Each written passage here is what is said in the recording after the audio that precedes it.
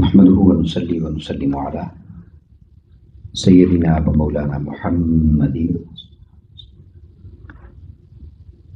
رسوله النبي الأمين المكين الحنين الكريم الرؤوف الرحيم أما بعد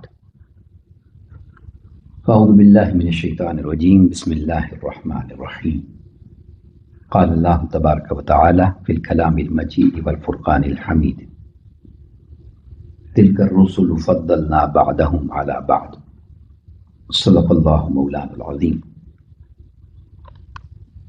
قال الله تبارك وتعالى في شان حبيبه مخبرا وآمرا إن الله وملائكته يصلون على النبي يا أيها الذين آمنوا صلوا عليه وسلموا تسليما. مولاي صل وسلم دائما أبدا على حبيبك خير الخلق كلهم محمد سید الکونین والثقلین والفریقین من عرب ومن عجم یا ربی بالمصطفیٰ بلغ مقاصدنا واغفر لنا ما مضى یا واسع الکرم. سب سے پہلے مشیت کے انوار سے نقش روئے محمد بنایا گیا، پھر اسی نرس سے لے کے کچھ روشنی بزم کون و بقا کو سجایا گیا. وہ محمد بھی، احمد بھی، محمود بھی، اس نے مطلق کا شاہد و مشہود بھی، علم و حکمت میں وہ غیر محدود بھی، ظاہراً امیوں میں اٹھایا گیا. اللہ رب العزت خالق کائنات کی حمد و ثنا پیارے آقا کریم علیہ السلام کی بارگاہ میں عاجزانہ ہدیہ درود و سلام کے بعد تمام احباب کو السلام علیکم ورحمۃ اللہ وبرکاتہ. الحمدللہ تعالی اللہ رب العزت کا فضل و احسان ہے کہ ہم سب ہفتہ وار اس بابرکت محفل حمد و نعت اور درس و بیان میں شریک ہیں. دعا ہے کہ اللہ رب العزت ہماری حاضری کو اپنی بارگاہ میں شرف قبولیت عطا فرمائے. آج کی اس مبارک نشست میں میں جس اہم مضمون پر اظہار خیال کرنا چاہتا ہوں وہ آقا کریم علیہ السلام کی ناموس مبارک کے حوالے سے ہے. کیونکہ آپ لوگ جانتے ہیں کہ انڈیا کے اندر کچھ پولیٹیشنز نے گفتگو کرتے ہوئے آقا کریم علیہ السلام کی اور آقا کریم علیہ السلام کی ازواج مطہرات کی شان میں نازیبہ کلمات کہے. اس کے لیے میں اتنا ہی کہنا چاہتا ہوں کہ شاعر نے کہا ہے کہ جلد دیکھ لے گا تو انجام محمد کے عدو کا، جلد دیکھ لے گا تو انجام محمد کے عدو کا، کہ منہ پر ہی گرا جس نے بھی ہے چاند پر تھوکا. تو وہ اپنی موت آپ ہی مر جائیں گے اور اللہ رب العزت انہیں یقیناً انجام تک لے جائے گا. مگر میں اس مضمون پر چند کلمات جو عرض کرنا چاہتا ہوں وہ یہ ہے کہ اگر ایسا واقعہ پیش آتا ہے دنیا کے اندر اور ہم ظاہراً اگر اس کی کچھ بھی جوابی کارروائی نہ کر سکیں تو ایسی صورتحال میں ہمارا کردار کیا ہونا چاہیے یا ہم کیا کر سکتے ہیں؟ یقیناً ہر کلمہ گو، ہر بندہ مسلم کا دل دکھتا ہے جب بھی کوئی ایسی حرکت ہوتی ہے. لیکن یہ قرآن مجید جو منبع رشد و ہدایت ہے اور جو ہر مسئلے کا حل بتاتا ہے، اس قرآن مجید کے اندر یہ بات بھی بتائی گئی ہے اور اشارہ بڑا واضح دیا گیا ہے. جب کبھی ایسا واقعہ پیش آ جائے اور اس کا بظاہر تم سرکوبی نہ کر سکو، جواب نہ دے سکو، تو ایسی صورت میں تم نے کیا کرنا ہے؟ تو اس حوالے سے میں چند ایک باتیں آقا علیہ السلام کی شان اور عظمت کے حوالے سے آپ کے گوش گزار کرنا چاہتا ہوں.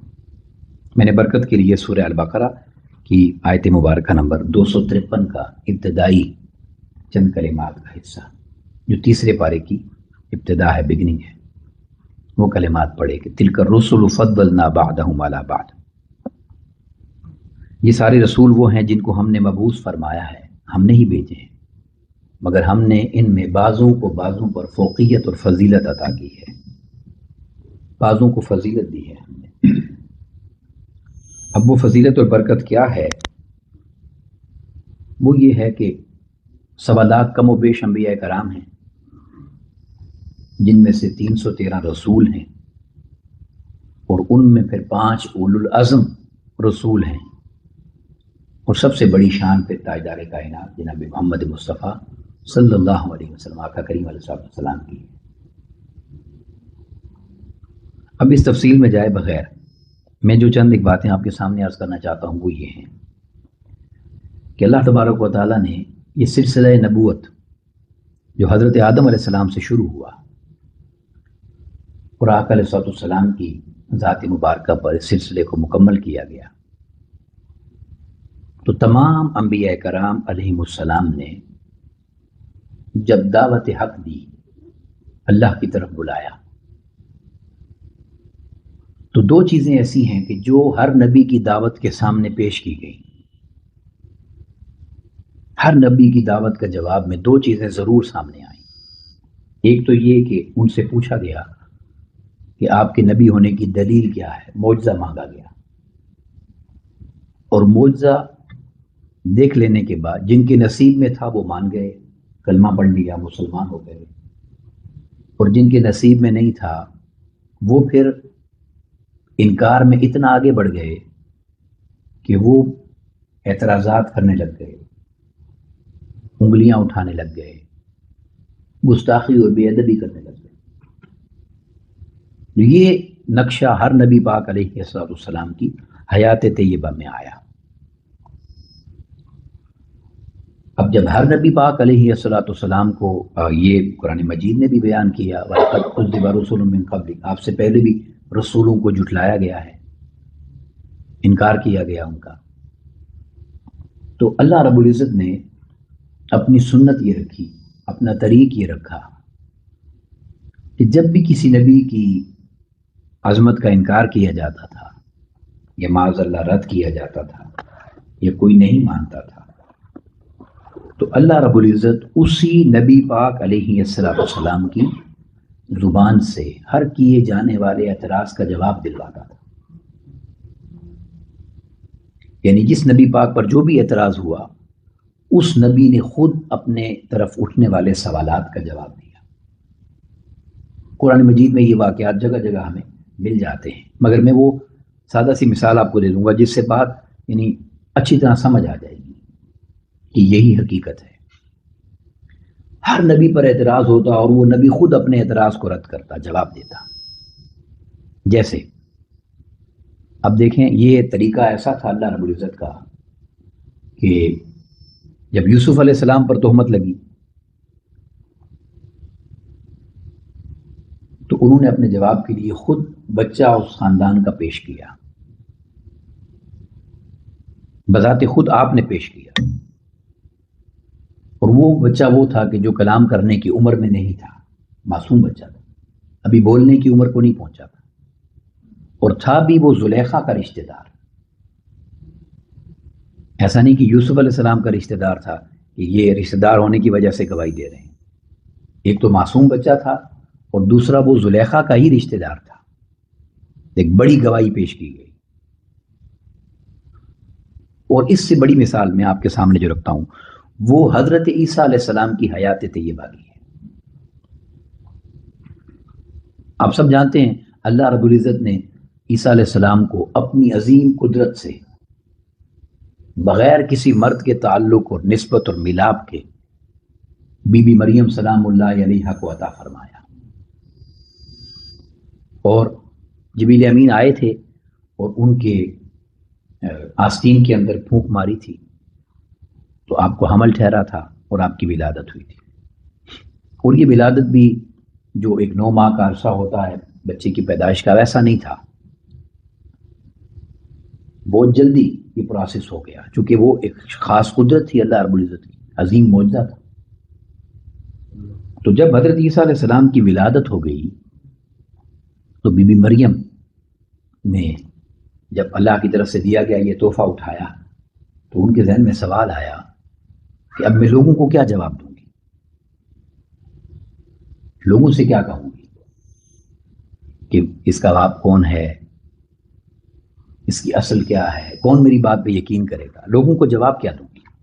تو اللہ رب العزت نے بی بی مریم سلام اللہ علیہا کے دل میں یہ بات ڈالی کہ جب سوال آنے والے کا پوچھا جائے گا کہ یہ کہاں سے آیا ہے، یہ کس کا بیٹا ہے، تو طریقہ تو یہی ہے کہ نبی پر جب اعتراض ہوتا ہے تو نبی خود جواب دیتا ہے، آپ کو جواب دینے کی ضرورت نہیں ہے۔ تو پوچھا پھر میں کیا کروں؟ تو کہا بس آپ نے اس بچے کی طرف اشارہ کرنا ہے، جو اعتراض اس پر ہوگا یہ خود اپنے اعتراض کا جواب دے گا۔ اب وہ چونکہ ہر نبی اپنے اعتراض کا جواب خود دیتا ہے نا، اس سے بڑی دلیل قرآن مجید میں آپ کو نہیں ملے گی۔ تو جب آپ سیدنا عیسیٰ علیہ السلام کو اٹھا کر پہنچی وہاں پر لوگوں کے درمیان، تو انہوں نے پوچھا یا اخت ہارون ما کان ابوکی امرأ سوء وما کانت امکی بغیہ، اے ہارون کی بہن، نہ تیرا باپ برا آدمی تھا اور نہ تیری ماں معاذ اللہ بد چلن تھی، بد طریق تھی، تو نے یہ کیا کر دیا ہے؟ یعنی تو بظاہر اپنے ماں باپ کے راستے پر ہمیں دکھائی نہیں دے رہی۔ یہ ان کا اعتراض تھا۔ تو قرآن مجید کہتا ہے، یہ سورہ مریم ہے اور آیت مبارکہ نمبر 29 ہے، فَأَشَارَتْ إِلَيْهِ، تو بی بی مریم نے اس بچے کی طرف اشارہ کیا، اس سے پوچھو۔ اب وہ کہنے لگے قَالُوا كَيْفَ نُكَلِّمُ مَنْ كَانَ فِي الْمَهْدِ صَبِيًّا، اب یہ براہ راست پھر عیسیٰ علیہ السلام پر اعتراض آ گیا، ہم اس سے کیا پوچھیں، یہ کیسے بولے گا، یہ تو ابھی تیری گود میں ہے، اس کی عمر بولنے والی تو نہیں ہے۔ تو جب یہ بات کہی تو حضرت عیسیٰ علیہ السلام نے کلام کیا، قال انی عبد اللہ، آپ نے فرمایا خبردار، جو کچھ پوچھنا مجھ سے پوچھو، میں اللہ کا بندہ ہوں، انی عبد اللہ آتانی الکتاب وجعلنی نبیا، اور ایسا بندہ ہوں کہ وہ اس نے مجھے کتاب بھی دی ہے اور وہ اس نے مجھے نبوت بھی عطا کی۔ اب اگر نصیب میں ہدایت ہوتی تو بچے کو کلام کرتا دیکھ کر وہ لوگ مان جاتے، یہ الگ بحث ہے کہ وہ مانے یا نہیں مانے، مگر اللہ رب العزت نے طریق یہی رکھا کہ جب نبی پر اعتراض ہوگا تو نبی کی زبان سے ہی جواب دلوایا، پیدا ہونے والے معصوم بچے سے بھی کلام کروایا کہ آپ پر اعتراض ہے، آپ خود جواب دیں۔ عیسیٰ علیہ السلام اب جب آقا علیہ السلام کی بعثت ہو گئی تو وہ بات، وہ سوال، وہ اعتراض جو ہر نبی پر ہوتا تھا وہ آقا علیہ السلام پر بھی ہونا تھا۔ سوال کرنا تھا لوگوں نے، اعتراض کرنا تھا، کوئی بات کہنی تھی، نازیبہ کلمات کہنے تھے، تو اللہ رب العزت نے فرمایا ہے میرے محبوب صلی اللہ علیہ وسلم، 1.25 لاکھ انبیاء کرام کم و بیش ان کی طرح جھٹلایا آپ کو بھی جائے گا، انکار آپ کا بھی ہوگا، اعتراضات آپ پر بھی ہوں گے، مگر ہم آپ سے یہ کہتے ہیں کہ جب بھی جہاں بھی جس کسی نے بھی، اے میرے محبوب صلی اللہ علیہ وسلم، آپ پر کوئی اعتراض کیا، کوئی سوال کیا، کوئی بات آپ کی طرف اعتراض کی صورت میں اٹھائی، تو اے میرے محبوب صلی اللہ علیہ وسلم آپ نے یہ کرنا ہے، زندگی بھر اپنے اوپر ہونے والے کسی اعتراض کا جواب نہیں دینا، آپ اپنی زبان سے رد نہیں کریں گے۔ اس سے پہلے کہ میں آگے کچھ بات کہوں، ایک سوال آپ سے کرتا ہوں، 1.25 لاکھ انبیاء کرام علیہ السلام میں آپ امام الانبیاء ہیں، سردار الانبیاء ہیں، کیا آپ انبیاء کرام علیہ السلام کی طرح جواب نہیں دے سکتے؟ بولیے، ان سے بہتر دے سکتے ہیں، تو پھر کیوں روکا گیا؟ یہ بڑی اہم بات ہے، اس لیے روکا، رب کائنات نے فرمایا محبوب حضرت آدم علیہ السلام سے لے کر حضرت عیسیٰ علیہ السلام تک ہر کوئی اپنے اوپر اٹھنے والے اعتراضات کا جواب خود دیتا رہا ہے، آپ ان سے اچھا جواب دے سکتے ہیں، مگر آپ کو منع اس لیے کر رہے ہیں کہ اگر آپ بھی اپنے اعتراضات کا جوابات خود دینے لگ جائیں تو کہیں بعد میں آنے والے آپ کو ان جیسا نہ سمجھنے لگ جائیں۔ ہم دنیا کو یہی تو دکھانا چاہتے ہیں کہ وہ 1.25 لاکھ ایک طرف، اس نے یوسف دم عیسیٰ ید بیضا داری، آنچ خوباں ہمہ دارن تو تنہا داری، ہر کسی کی عظمت اور شان بجا ہے، مگر ہر کوئی جدا ہے اور مقام محمد مصطفیٰ جدا ہے. رب کائنات نے فرمایا محبوب یہ نادان لوگ امتی ہو کر جو برابری کی معاذ اللہ مثلیت کی بات کریں گے ان کو بھی تو جواب دینا ہے نا. ہم نے نبیوں میں کسی کو آپ کی مثل نہیں بننے دیا, کوئی عام شخص آپ کی مثلیت کی بات کیسے کر سکتا ہے؟ میں نہیں محبوب, آپ نے کبھی جواب نہیں دینا, کبھی آپ جواب نہیں دیں گے. اب سوال یہ پیدا ہوتا ہے اب وہ جواب نہیں دیں گے تو جواب کون دے گا؟ تو رب کائنات نے فرمایا محبوب ہر نبی اپنے اعتراضات کا جواب خود دیتا رہا ہے. آپ کی عظمت اور شان کا عالم یہ ہے جب اعتراض آپ پر ہوگا قرآن ہم اتاریں گے اور جواب ہم دیا کریں گے. ہم آپ کی طرف اٹھنے والے ہر انگلی کا جواب دیں گے, ہر اشارے کا جواب دیں گے, ہر سوال کا جواب دیں گے, ہر اعتراض کا جواب دیں گے. جو آپ پر انگلی اٹھاتا رہے گا جواب اسے ہماری بارگاہ سے ملتا چلا جائے گا. اب یہ قرآن مجید کے اندر بے شمار مقامات ایسے ہیں جو آقا کریم علیہ السلام پر کیے جانے والے اعتراضات کے جوابات میں رب کائنات نے قرآن مجید کو نازل فرمایا. اب یہ فرق آپ سمجھ گئے نا پہلے کہ سب انبیاء کرام خود جواب دیتے رہے اور رب کائنات نے فرمایا محبوب ہم آپ کی طرف آنے والے ہر سوال کا جواب دیں گے. اب میں چند ایک سوال آپ کے سامنے گن دیتا ہوں. آپ دیکھیے جب کفار نے آقا کریم علیہ السلام کے جو شہزادے بیٹے دنیا سے رخصت ہو گئے بچپنے میں تو انہوں نے نسل کے معاذ اللہ مٹ جانے کا طعنہ دیا کہ اب بیٹا کوئی نہیں ہے تو اب نسل آگے نہیں چلے گی. صحابہ کرام آقا علیہ السلام کی بارگاہ میں حاضر ہوئے اور سوال کرتے ہیں کہ یا رسول اللہ صلی اللہ علیہ وسلم بہت بڑا طعنہ ہے, بہت بڑا الزام ہے, اور وہ معاشرہ بھی وہ تھا کہ جہاں بیٹیوں کی کوئی حیثیت ہی نہیں تھی, بیٹوں کی ہی بات ہوتی تھی, تو اس بڑے اعتراض پر ہم انہیں کیا جواب دیں؟ تو آقا علیہ السلام نے فرمایا کہ مجھ پر جب بھی اعتراض ہوا جواب رب نے دیا ہے, تم انتظار کرو جواب آئے گا. تو اللہ رب العزت نے سورہ کوثر نازل فرمائی, انا اعطیناک الکوثر فصل لربک وانحر ان شانئک هو الابتر. اب یہاں ایک نقطہ اور ہے جو میں آپ سے شیئر کرنا چاہتا ہوں, اس کو ذہن نشین کیجئے گا. یہ جو بات آپ کہنے لگا ہوں, جب بھی آقا علیہ السلام پر اعتراض ہوا نا, کوئی بھی اعتراض آقا علیہ السلام, میں چند ایک آیات پڑھوں گا تو آپ سمجھ جائیں گے, اللہ رب العزت نے کبھی بھی براہ راست اعتراض کا جواب نہیں دیا. جیسے کوئی اعتراض ہوتا ہے نا کہ تم معاذ اللہ ایسے ہو تو جواب آ جائے نہیں میں ایسا نہیں ہوں یا یہ ایسا نہیں ہے, نہیں. اللہ رب العزت پہلے آقا علیہ السلام کی شان بیان کرتا تھا اور شان بیان کرنے کے بعد اعتراض کا جواب دیتا تھا. اب یہ اعتراض تھا نا کہ آپ معاذ اللہ بے نسل ہو جائیں گے, بچے نہیں ہیں, اولاد نہیں ہے, نسل نہیں چلے گی. تو رب کائنات نے فرمایا انا اعطیناک الکوثر, اے محبوب ان جاہل لوگوں کو کیا خبر, ہم نے تو آپ کو کوثر عطا کر دی ہے. ہم نے آپ کو, اب اس کوثر کا ایک معنی ہے, وہ جو حوض کوثر کی ہم بات کہتے ہیں وہ اس کا ایک معنی ہے, اس کے 29 سے زیادہ معنی تفاسیر میں ہیں.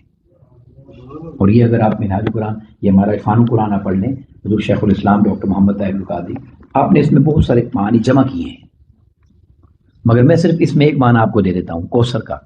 کوثر میں کثرت کا معنی ہے, کثرت. تو اس کا مطلب یہ ہے اے میرے محبوب صلی اللہ علیہ وسلم ہر وہ چیز جو خیر ہے, ہر وہ چیز جو خیر ہے, فضیلت ہے, عظمت ہے, اور ہم نے ہر کسی کو اس کے صاحب حال عطا کی ہے. آپ کی شان کا عالم یہ ہے ہم نے ہر خیر, ہر عظمت, ہر فضیلت کسی کو عطا کی ہے یا نہیں کی, آپ کو کثرت سے عطا کی ہے.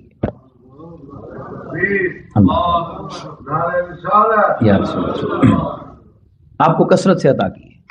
جس میں ایک ہی مثال لے لیں, ہر نبی کو امت دی گئی, عطا کی گئی, امت ملی, ہر نبی پاک کو ملی. مگر آقا علیہ السلام نے فرمایا جب جنت میں امتیوں کی صفیں بن جائیں گی تو کل جنتیوں کی صفیں 120 ہوں, 120. اور فرمایا ان 120 میں 40 صفیں سب انبیاء کی ہوں گی اور 80 صفیں امت محمد مصطفیٰ کی ہوں گی. تمام انبیاء سے ڈبل.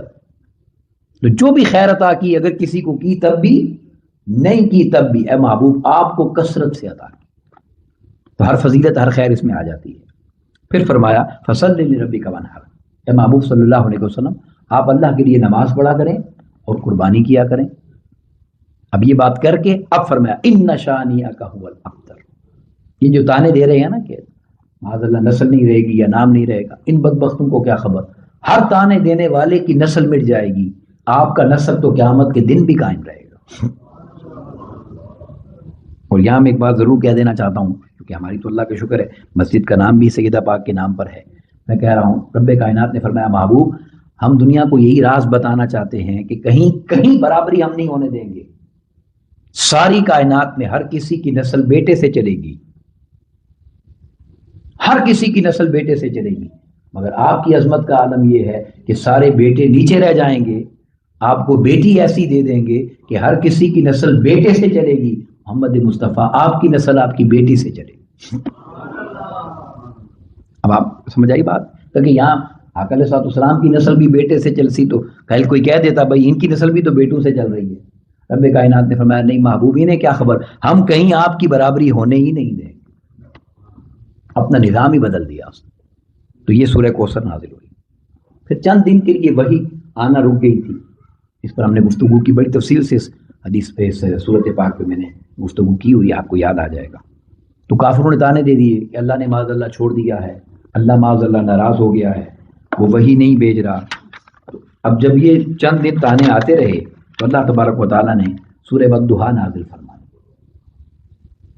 والضحیٰ، وہاں بھی ترتیب یہی رکھی، اس نے پہلے جواب نہیں دیا تانے کا، اس نے فرمایا والضحیٰ واللیل اذا سجا۔ اس کے دیگر معنی بھی ہیں مگر میں وہ محبت والا معنی لے رہا ہوں، اے محبوب آپ کے چمکتے ہوئے چہرے کی قسم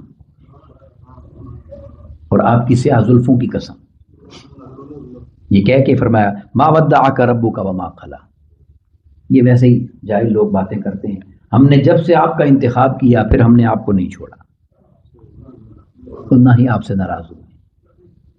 یہ جواب بعد میں دیا، اور اس کا بھی بڑا خوبصورت ایک لنک ہے اس اعتراض کے ساتھ۔ پہلے چہرے اور زلفوں کی قسم اس لیے کھائی، اللہ تبارک و تعالیٰ نے فرمایا اے محبوب ہم تو اپنا کلام آپ کے چہرے اور آپ کی زلفوں کی قسم کھائے بغیر شروع ہی نہیں کرتے، یہ کیسے ممکن ہے کہ آپ کو معاذ اللہ چھوڑ دیا جائے؟ جو یہ اعتراض کا جواب تھا، مگر میں نے آپ کو طریق بتایا کہ اللہ تبارک و تعالیٰ نے ہمیشہ، حتیٰ کہ ایک میں چھوٹی سی ایک بات کہہ دوں تاکہ آپ سمجھ جائیں، جملہ کسی کو کہہ دینا یا کوئی جسارت کرنا، بے ادبی گستاخی کرنا تو بڑی دور کی بات ہے۔ ابو لہب نے انگلی سے اشارہ کر دیا تھا آقا علیہ السلام کو، انگلی سے اشارہ کیا تھا جیسے کسی کو پوائنٹ کرتے ہیں نا، اللہ تبارک و تعالیٰ نے اس کا جواب دیا تبت یدا ابی لہب وتب، صرف انگلی سے اشارہ کیا۔ رب کائنات نے فرمایا بدبخت تیری یہ جرت کہ میرے محبوب کو انگلی سے اشارہ کرتا ہے، تیرے دونوں ہاتھ ٹوٹ جائیں، تباہ و برباد ہو جا، جہنم میں جا، تیری جرت کیسے ہوئی کہ مصطفیٰ کو اشارہ کرتا ہے؟ پوری صورت ہی اس پر اتار۔ آپ سمجھیں، زبان سے کہنا گستاخی بے ادبی تو بڑی بات ہے نا، انگلی سے اشارہ کیا تو رب کائنات نے پوری صورت اتار۔ اب یہ تو آپ کو قرآن مجید میں بہت ساری مثالیں مل جائیں گی، مگر جو میں آج ایک بات آپ کے سامنے کرنا چاہ رہا ہوں جس پر مکمل کرتے ہیں وہ بڑی لطیف ہے، وہ یہ ہے کہ اللہ تبارک و تعالیٰ نے قرآن مجید کے اندر چونکہ بہت ساری چیزوں کا ذکر ہے اور ہر چیز اس کے اندر بیان کی گئی ہے، وَلَا رَطْبٍ وَلَا يَابِسٍ إِلَّا فِي كِتَابٍ مُبِينٍ، کوئی دنیا کی خشک اور تر چیز ایسی نہیں ہے جو اس میں نہ ہو، اس میں ہر چیز کا ذکر ہے، اللہ رب العزت نے بیان کی ہے۔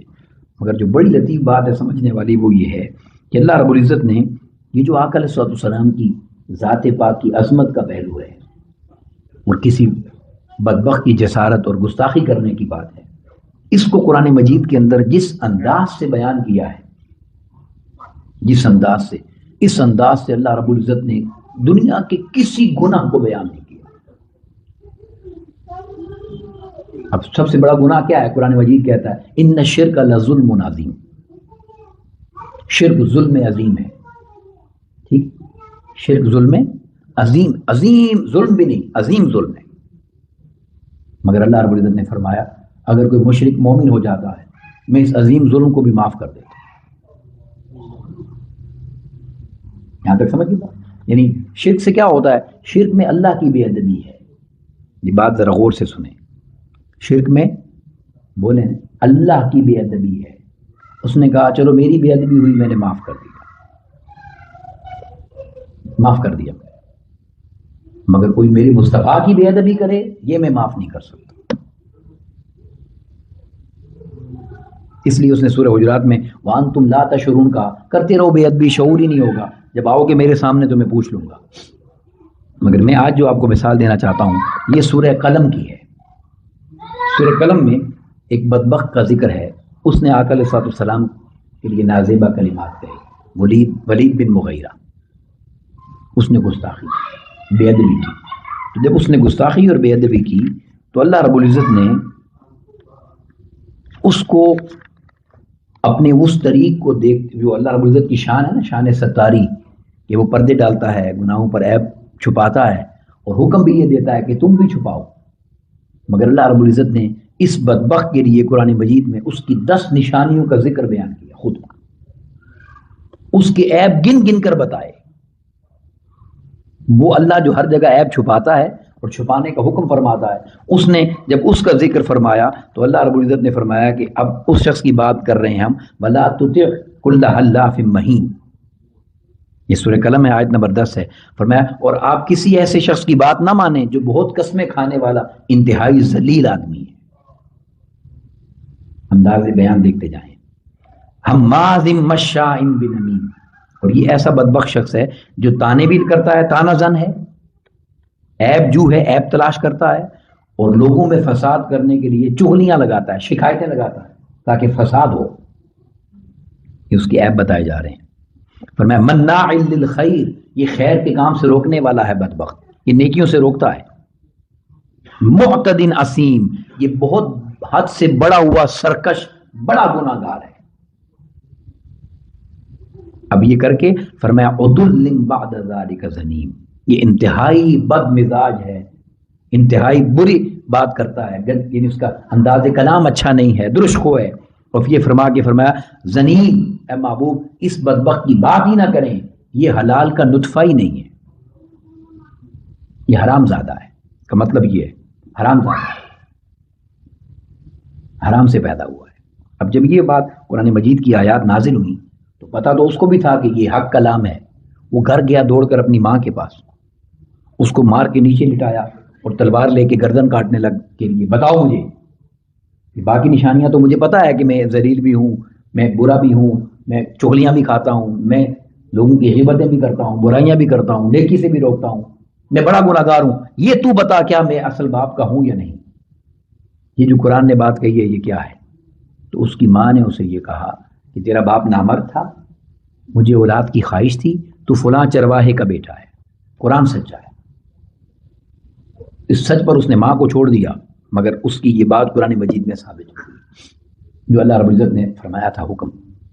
مگر اب مفسرین نے جو یہاں ایک بڑی لطیف بات کی ہے نا، جو میں آپ کے سامنے جس پر مکمل کرنا چاہتا ہوں، اس کو ذہن نشین کر لیں. وہ یہ ہے کہ یہ اصول اللہ رب العزت نے جو قرآن مجید میں بیان کیا اس کی حرام کے نطفہ ہونے کا، یہ اس لیے بیان کیا کہ اس نے ہمیں ایک راستہ دکھا دیا. اب یہ قرآن کی آیت آج بھی تو قرآن میں موجود ہے نا، اسے نکال تو نہیں سکتے ہم. تو اس کا آج کیا معنی ہوگا؟ اس کا آج ایک ہی معنی ہے کہ اللہ رب العزت نے ہمیں اصول بتا دیا ہے کہ قیامت تک کے لیے جب بھی کہیں کوئی گستاخی اور بے ادبی میرے محبوب علیہ السلام کی ہو جائے تو یہ قرآن مجید کی سند تمہارے پاس ہوگی کہ جو شخص بھی یہ جسارت کرتا ہے وہ اسی لیے کرتا ہے کہ وہ حلال کی پیداوار ہی نہیں. کوئی حلال کا نطفہ جو ہے وہ میرے محبوب کی بے ادبی اور گستاخی نہیں کر سکتا. اس لیے ہم یہ شعر میں پڑھتا ہوں نا اکثر، ادب سے بات کروں گا حدود کے اندر، یہ خدا کا دین ہے سارا درود کے اندر. اور نبی کا نام جو آئے تو جھوم جاتے ہیں، کیوں؟ حلال خون ہے شامل وجود کے اندر، حلال خون ہے شامل وجود کے اندر. تو یہ اللہ رب العزت نے اتنی بڑی بات اس کو کہہ دی جو آقا علیہ السلام کا گستاخ اور بے ادب ہے. تو یہ تو قیامت تک کے لیے یہ حق ہے اور ثابت ہے. مگر ان تمام باتوں سے جو بات میں آپ تک پہنچانا چاہتا ہوں وہ یہ ہے کہ دیکھیں مکہ میں جب اللہ رب العزت نے کفار سے مقابلہ کرنا اور ان سے لڑائی کرنے سے روکا ہوا تھا، یہ گستاخیاں بے ادبیاں مکہ میں ہوتی رہیں. تو اللہ رب العزت نے جواب یہ دیا کہ جب گستاخی بے ادبی ہوتی تو اللہ رب العزت اس گستاخی بے ادبی کے جواب سے پہلے آقا علیہ السلام کی عظمت کی بات کرتا. جیسے سورہ کوثر میں پہلے کوثر کی بات کی، والضحیٰ میں حضور کے مکھڑے کی بات کی. جہاں بھی گستاخی بے ادبی ہوتی، گستاخی بے ادبی کے جواب سے پہلے آقا علیہ السلام کی عظمت کی بات کرتا. تو طریقہ یہ بتایا کہ جب کبھی کسی گستاخی بے ادبی کا مقابلہ نہ کر سکتے ہوں تو ہر گستاخی اور بے ادبی کا مقابلہ عظمت کے ذکر کے ساتھ دیا کریں. جس طرح کی کوئی جسارت اور بے ادبی کرتا ہے اتنا ہی آقا علیہ السلام کی عظمت کا ڈنکا بجایا جائے، حضور کی عظمت کی بات کی جائے، حضور کے ذکر کی بات کی جائے، آپ کے کمالات کی بات کی جائے، آپ کے فضائل کی بات کی جائے، آپ کی معجزات کی بات کی جائے، آپ کے شمائل کی بات کی جائے، آپ کی عظمت کا ذکر جتنا کوئی کر سکتا ہے وہ کرتا چلا جائے، تاکہ اللہ رب العزت ہر گستاخی اور بے ادبی کرنے والے کو یہ جواب اس صورت میں عطا کر دے کہ وَرَفَعْنَا لَكَ ذِكْرَكَ، تم جو چاہے کہتے جاؤ، ہم نے اپنے محبوب کا ذکر دنیا آخرت میں بلند کر دیا ہے. ضرورت اس امر کی ہے کہ ہم زیادہ سے زیادہ آقا علیہ السلام کی عظمت کی محافل کا انعقاد کریں، اور آپ کے سامنے جو یہ ہم محفل کرتے رہتے ہیں اس میں بھی شریک ہوں، اور اپنے گھروں میں بھی اپنے بچوں کو آقا علیہ السلام کے ذکر کے راستے پر لگائیں. اللہ رب العزت ہمیں آقا علیہ السلام کی محبت میں جینا اور مرنا عطا کرے، اور آقا علیہ السلام کے ذکر کے فیض سے ہماری نسلوں کو نور کی خیرات عطا فرمائے.